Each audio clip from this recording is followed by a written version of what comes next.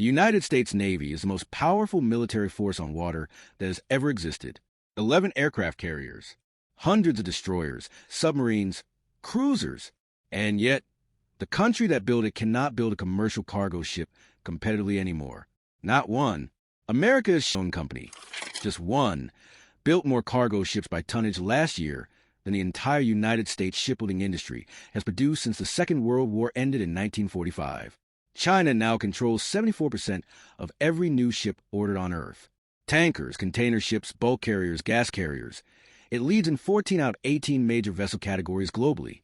How a country that barely registered in this industry 20 years ago came to dominate it so completely is one of the most important industrial stories of our time.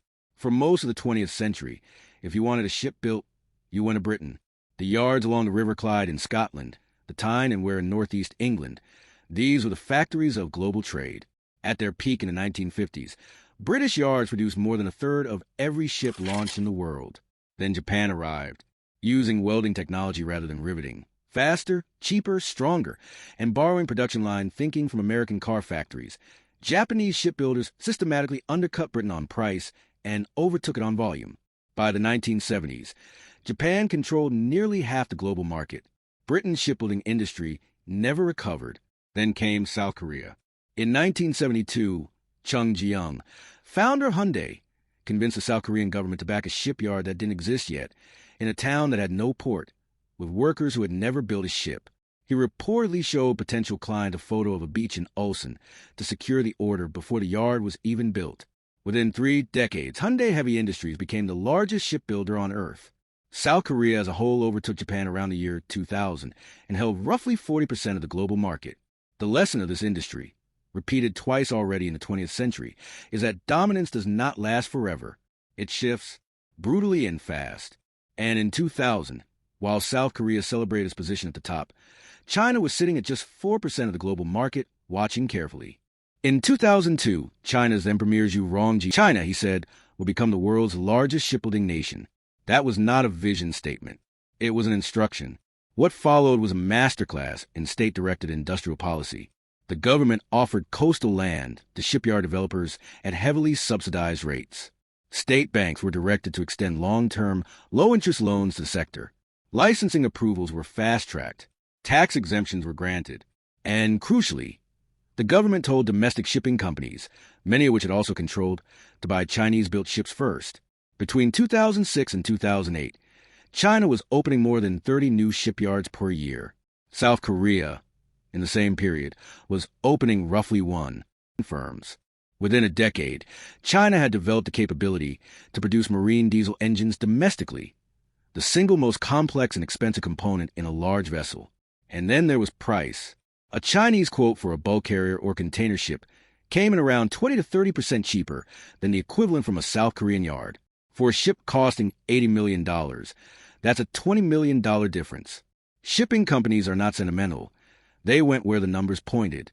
By 2009, China's global market share had risen from 4% to 53%.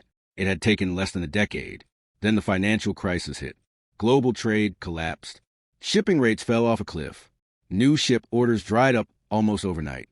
And China, which had spent years aggressively expanding its shipyard capacity, suddenly found itself with a vast overcapacity problem and very few customers.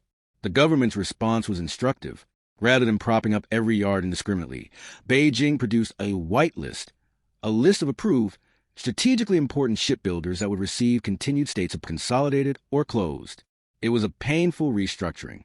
But the yards that survived came out of it leaner, better capitalized, and more technically capable than before. Then COVID-19 scrambled global supply chains in 2020 and 2021. Suddenly, the world couldn't get enough ships. Were the only ones with enough capacity to absorb the flood of demand. By 2021, China had overtaken South Korea in all 3 key industry metrics simultaneously: completions, new orders, and the total order backlog. It has not looked back. The 2024 figures deserve a moment of proper attention. Contracts, a 58% increase on the year before, giving it a global market share of 74%. Its total order backlog grew by nearly 50% to reach 208 million deadweight tons. Both figures were all-time records. In container ships, the vessels that carry the consumer goods of the world, China took 81% of all new orders. In tankers, 74%.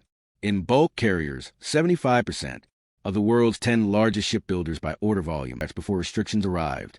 After the announcement, MSC, the world's largest container line, placed 12 new orders for giant container ships at Chinese yards. The message in the industry was clear. The Philippines has set aggressive market share targets. But these are still fringe players in a market that China overwhelmingly controls. History says no industrial dominance is permanent. Britain fell to Japan. Japan fell to Korea. Korea is falling to China. The question of who eventually challenges China, and whether that challenger is a nation or a technology, is one the industry is already quietly asking.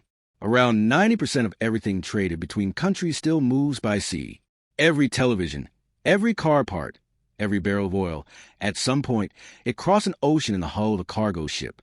China now builds most of those ships. Not because it got lucky, and not because other countries weren't paying attention.